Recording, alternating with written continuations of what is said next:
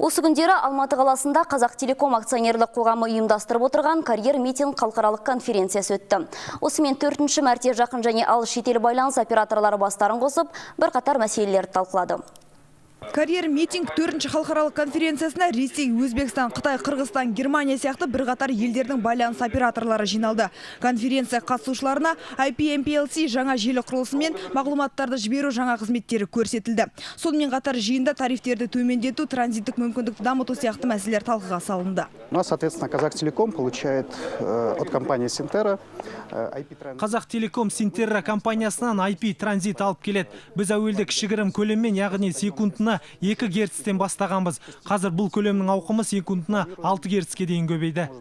Бүгінгі күні Қазақтелеком акционерлік қоғамы 50-ден астам халықаралық операторлармен тұрақты коммерциялық қарым-қатынаста. Сондай-ақ компания болашақта олардың санын көбейтіп, көптеген өзге де мемлекеттермен байланыс орнатуды жоспарлап отыр. Компания инфрақұрылымды жаңарту, техникалық қызметті жетілдіру, тарифтерді төмендетуде үнемі белсенді жұмыстар атқарып келеді.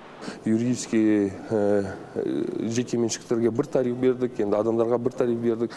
Енді кажется, бәрі тариф бірдей болып жатыр.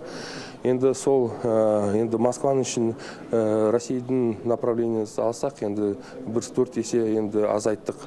Карьер митинг 4-ші халықаралық конференциясы шетелдіктердің жергілікті байланыс операторларының жаңа жобасымен танысуға мүмкіндік беретін, көптеген мәселелерді шешуге және келісімге келуге көмектесетін маңызды кездесу болып келеді.